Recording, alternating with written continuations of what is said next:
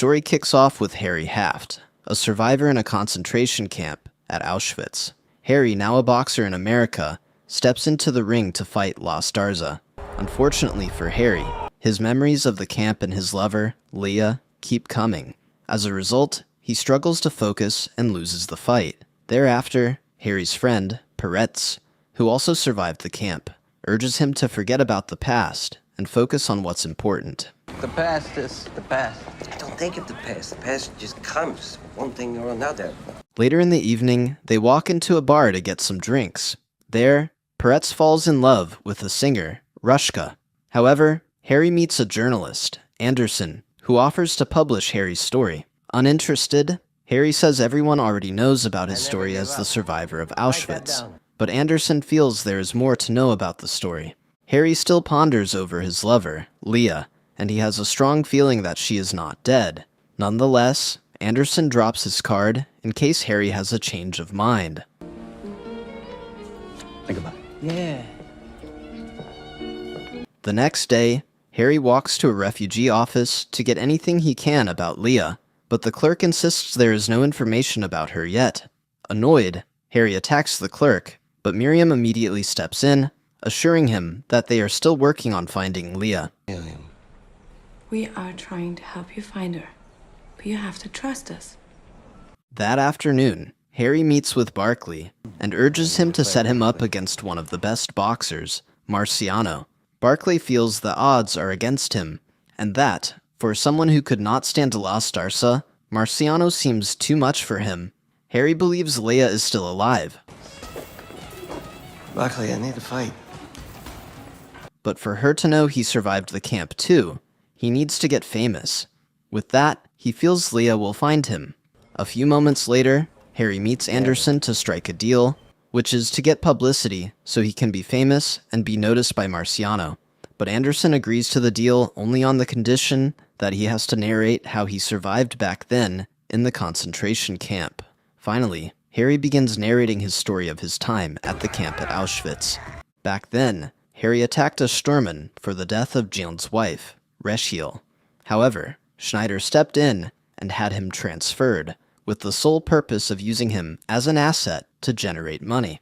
Schneider trained him into a crazy boxer and informed him he would be put against other Jews just to help the officers pass the time. As directed, Harry fought his first opponent and took him out like it was nothing. Unfortunately for his opponent, he got shot after the defeat because the winner stayed up and the loser took a bullet.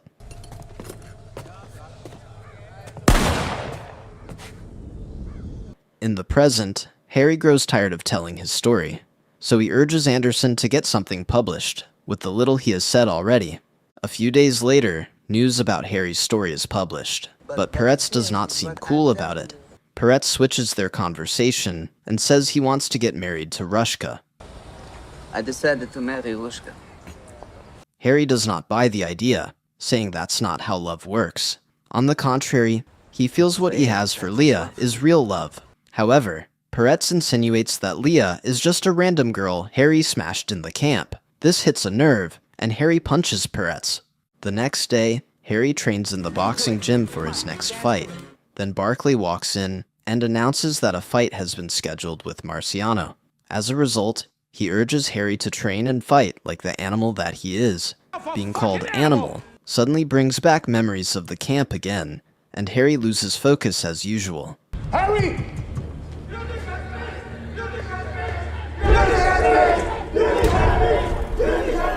Later that day, Harry sneaks into Marciano's boxing gym. He gets noticed by Charlie Goldman, who advises him to leave before Marciano sees him. Harry then asks Charlie if there's a way he can win against Marciano, but Charlie tells him he can't win, but can only try to survive. Meanwhile, Harry meets Miriam again in her office. Unfortunately, Miriam has not found anything about Leah, but though she knows who he is, Harry seems surprised that she's still trying to help him. From there, they decide to have a few chats while they stroll. From their conversation, Harry finds out about Miriam's late fiancé, Steve. Steve. Yeah, not it too. Harry thinks Miriam is trying to sabotage the whole situation and acts a bit disrespectful towards her. But before it's too late, Harry immediately apologizes for his act.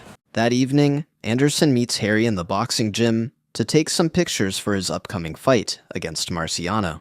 Anderson says he heard that Harry is looking for his lover and wonders why he didn't tell him about her. Harry wonders why he should tell him, but Anderson insists that he can be of help if he shares the story with him. He also asks about Schneider, but Harry says there is not much about him, except for the fact that he was his trained dog. But Anderson hits a nerve when he says, "Even a beaten dog loves its master." Trained dog, nothing more. But even a beaten dog loves its master. Furious, Harry attacks him, but he immediately snaps out of it, and they continue taking the pictures. At some point, Harry remembers his time in the camp when he asked to fight a strong and real boxer, a French heavyweight championship fighter. At first, he struggled to contain his opponent, but after about 18 rounds that lasted till late at night, Harry defeated the heavyweight guy. Right after the fight, Schneider told him that he had won the people's respect for beating up a real fighter. They will never forget what you did today. None of them will. They may hate you, Herzog, but you have their respect. They both have a little conversation, where Schneider implies that Harry's ancestors were expelled from every Christian country because they couldn't fight back for themselves. Just when Schneider tried to pee, Harry picked up his gun and tried to pull the trigger, but Schneider managed to talk his way out of taking a bullet to the head. Then they both have some drinks. A few days later, Miriam meets Harry and informs him that she found a woman who recognized Leah's name at the Survivors Organization in Chicago. I have news about Leah. You found her? Well, not exactly. The Survivors Organization in Chicago found a woman who... Although Miriam does not know exactly where Leah is, she says the whole situation is like a puzzle in which she will eventually find all its pieces. However, for Harry, this further affirms that Leah is alive. About a month later, Barkley links Harry with Charlie to get some training so he can at least stand a chance in fighting against Marciano. Charlie reminds him of his awful records and says the first mistake he made was that he was trained wrongly. This gets Harry thinking he has not been doing well, but that's not the case. Before anything, Charlie says Marciano's hurting and will want to end the fight quickly. Life. You can use that to your advantage. You understand? Harry thinks the best approach to win against someone hurting is to attack and make him backward. Charlie, on the other hand, says the first rule is never to play a man at his own game. He then agrees to train Harry for just 2 days on the condition that he can't tell anyone about it. Harry thinks Charlie is doing this so he can win against his boy, Marciano, but he further affirms that he is training him not so he can win, but so he can at least lose with some dignity. Without wasting time, Charlie begins to train Harry. While they work on his weaknesses and strengths, Charlie suggests that he prevent Marciano from catching deep breaths and also improve the volume of his punches. If you let him take a deep breath, you're a dead man. Volume of punches, that's what's gonna happen. Pop, pop, pop, pop, pop, pop, pop. Later that evening, Harry sees a firework and panics again because it brings back some old memories. Barkley offers him some pills to help him sleep, and he refuses at first. But after a little chat, he agrees to take the pills. About 2 days later, the training with Harry ends, and Charlie needs to return to Marciano. But before he leaves, he advises Harry to seize the advantage of being the underdog and not buy anything from the street. I wish you blessing and success. Let's go. At the Rhode Island Auditorium, where the fight will take place, Harry meets Miriam again. Surprised, Harry asks if Miriam is a sports fan, but she replies that she came to support him. They have a few conversations and agree to see a movie afterwards. Meanwhile, both Harry and Marciano are introduced to spectators. Harry weighs 174 pounds. Harry Haft weighs in at 174 pounds. While Marciano weighs 184.5 pounds. At the appointed time, Harry and Marciano walk into the ring, and the fight begins. The first round of the fight is an exciting one. Harry comes with full force on Marciano and wins the round. During the second round, the usual happens again. Harry suddenly hears Leah's voice in his head and begins to lose focus. Marciano, however, seizes the opportunity and begins dominating every other round till he finally drops Harry on a final knockout. After the fight, Peretz meets Harry in the locker room. He commends his first round, but assumes it was a tough loss in the end. He wonders what changed all of a sudden in the ring. Then Harry explains that he had a feeling that Leah was dead. In the ring, and I feel she's gone. This is the way you know. And since she is the reason why he is fighting, he couldn't go any further after the weird feeling. As a result, he decides to finally give up on boxing. When Peretz leaves, Harry looks through the mirror and remembers how he finally unalived Schneider back then. After giving up on boxing, Peretz suggests that Harry get a grip and start a new life with Miriam. Harry feels Miriam is too good for him, but Peretz reminds him that he didn't just survive to be alone, but to live and have kids. Later, Miriam implies that she forgot her scarf in the church and urges Harry to come with her. On getting to the church, Miriam begins reminiscing about how she used to come to church and how she considers the church her safe space.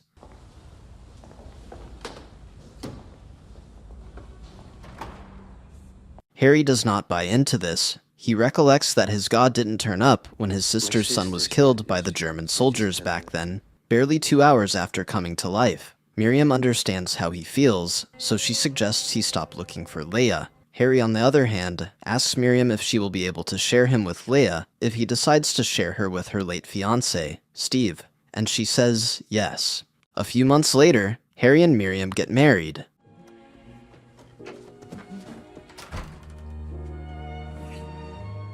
But at first, Harry struggles to even enjoy Miriam's kitty cat, due to his memory of Leah.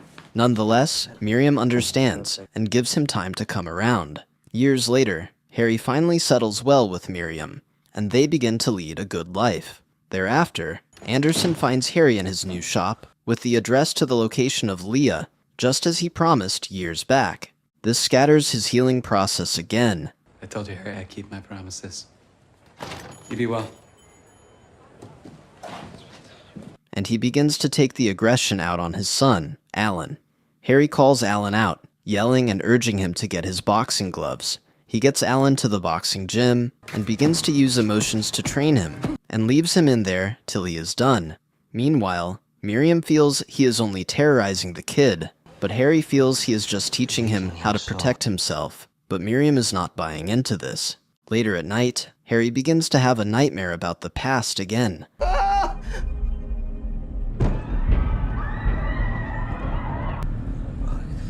Kill me!